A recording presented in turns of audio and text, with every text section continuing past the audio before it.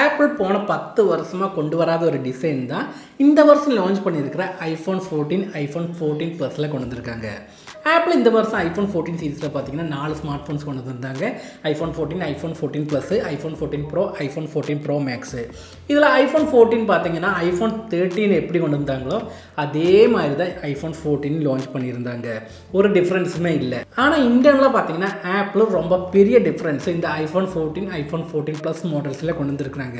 IPhone 11 வரைக்கும் apple அவங்களோட ஐஃபோன்ஸில் ஒரே மாதிரியான டிசைன் தான் கொண்டு வந்துட்டு இருந்தாங்க. ஆனால் ஐஃபோன் 14 வரும்போது ஐஃபோன் கொஞ்சம் டிஃப்ரெண்டான ஒரு டிசைனை கொண்டு வந்திருந்தாங்க. ஒரு பாக்ஸி டிசைனை ஐஃபோன் 12 கொண்டு வந்திருந்தாங்க. அதுக்கப்புறமா வந்து எல்லா ஃபோன்ஸும் பார்த்தீங்கன்னா ஒரு பாக்ஸி டிசைனில் தான் ஆப்பிள் கொண்டு வந்திருந்தாங்க. இந்த பாக்ஸி டிசைன் அவங்க எப்படி இன்ஸ்பயர் பண்ணாங்கன்னு கேட்டிங்கன்னா ஆப்பிளோட பழைய ஃபோனான ஐஃபோன் 5, 5S, 5SE இந்த ஃபோன்ஸில் இருந்த பாக்ஸி டிசைன் தான் இன்ஸ்பயர் பண்ணி ஐஃபோன் 12 கொண்டு வந்தாங்க. இப்போ ஐஃபோன் 14, ஐஃபோன் 14 ப்ளஸில் பார்த்தீங்கன்னா ஐஃபோன் 4S, ஐஃபோன் 4ல் இருந்த மாதிரியான டிசைன் தான் இங்கே கொண்டு வந்திருக்காங்க. நான் பேசுறது வெளியே இருக்கிற டிசைன் பற்றி இல்லை, உள்ளே இருக்கிற இன்டர்னல் டிசைனை பற்றி தான் நான் பேசிகிட்டு இருக்கேன். ஆப்பிளோட எல்லா ஐஃபோன்ஸும் பார்த்தீங்கன்னா ஃப்ரண்ட் ஓப்பன் பண்ணுற மாதிரி தான் இருக்கும். ஃபோனில் என்ன ரிப்பேர் பண்ணணும்னாலும் ஃபோனோட டிஸ்பிளே ஃபஸ்ட்டு ஓப்பன் பண்ணதுக்கு அப்புறம் தான் ஃபோனோட இன்டர்னல் ரிப்பேரிங்கே பார்க்க முடியும். ஆனால் ஐஃபோன் 4Sல பார்த்தீங்கன்னா ஃபோனோட பேக் பேனில் ஓப்பன் பண்ணாலே ஃபோனில் இருக்க இன்டர்னல் ஸ்பேர்ஸ் எல்லாமே ரிப்பேர் பண்ண முடியும்.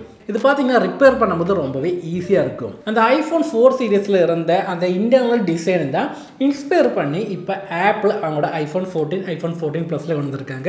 இந்த ஐஃபோன் 14ல் பார்த்தீங்கன்னா பேக் பேனில் செப்பரேட் பண்ணாலே ஃபோனில் இருக்கிற இன்டர்னல் ஸ்பேர்ஸ் எல்லாமே நம்மளால் ரிப்பேர் பண்ண முடியும். நம்மளால் இல்லை, ரிப்பேர் பண்ணுறவங்கனால ரிப்பேர் பண்ண முடியும்.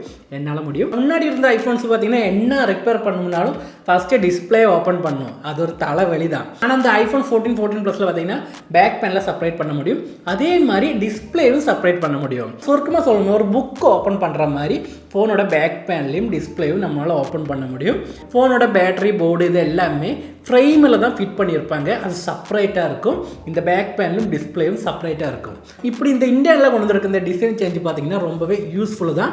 ஆப்பிள் அவங்களோட ஐஃபோனில் இந்த மாதிரியான டிசைனை கொண்டு வரதுக்கு காரணம் என்னன்னு கேட்டிங்கன்னா, எனக்கு தோன்றது நான் என்னன்னு சொல்கிறேன். ஆப்பிளோட ரைட் டு ரிப்பேர் ப்ரோக்ராம்னு சொல்லி ஒரு ப்ரோக்ராம் இருக்குது. இது ஆக்சுவலாக என்னன்னு கேட்டிங்கன்னா, என்னோட ஃபோனை நானே ரிப்பேர் பண்ணிக்கலாம். ஆப்போட ஒஃபிஷியல் வெப்சைட்டில் போய் நம்ம ஃபோனில் என்ன கம்ப்ளைண்ட் இருக்கோ அந்த பாட்டை ஆர்டர் பண்ணிவிட்டு அப்புறமா ஒரு டூல் கிட் இருக்கும். அந்த டூல் கிட்டை வாடகைக்கு எடுத்துகிட்டு ரிப்பேர் பண்ணுறதுக்கான கைடும் ஆப்பிள் ப்ரொவைட் பண்ணுவாங்க. அதை பார்த்து நம்ம ஃபோனை நம்மளே ரிப்பேர் பண்ணிக்கலாம். இது பார்த்தீங்கன்னா இந்தியாவில் கிடையாதுன்னு தான் நான் நினைக்கிறேன். யூஎஸ்லலாம் இந்த ஒரு மெத்தட் இருக்குது.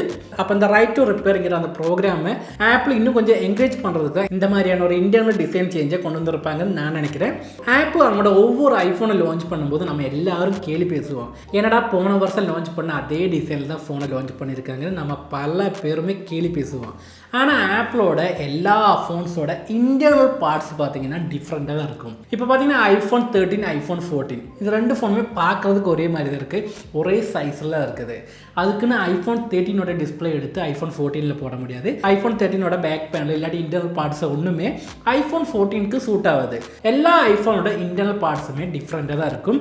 ஆப்பிள் அவங்களோட ஐஃபோனோட அவுட் சைட் டிசைனை விட இன்டர்னல் இருக்கிற டிசைனில் தான் ரொம்பவே கான்சன்ட்ரேட் பண்ணிட்டு இருக்காங்க. இந்த ஒரு டிசைன் சேஞ்சை பற்றி நீங்கள் என்ன நினைக்கிறீங்கிறத கீழே கமெண்ட் பண்ணுங்கள். அப்புறமா இந்த வீடியோ பிடிச்சிருந்தா சப்ஸ்கிரைப் பண்ணுங்கள். நம்ம சேனலில் பார்த்தீங்கன்னா எல்லா நாளுமே ஈவினிங் 6 மணி ஆகும்போது வீடியோஸை பப்ளிஷ் பண்ணுவோம். அப்புறமா என்னோட இன்ஸ்டாகிராம் ஐடி இது வரைக்கும் ஃபாலோ பண்ணாமல் இருந்தீங்கன்னா ஃபாலோ பண்ணி வச்சுக்கோங்க. டிஸ்கிரிப்ஷனில் லிங்க் கொடுத்துருக்குறேன், போய் செக் பண்ணி பாருங்கள். அப்போ நம்ம அடுத்த வீடியோவில் பார்க்கலாம். பாய்.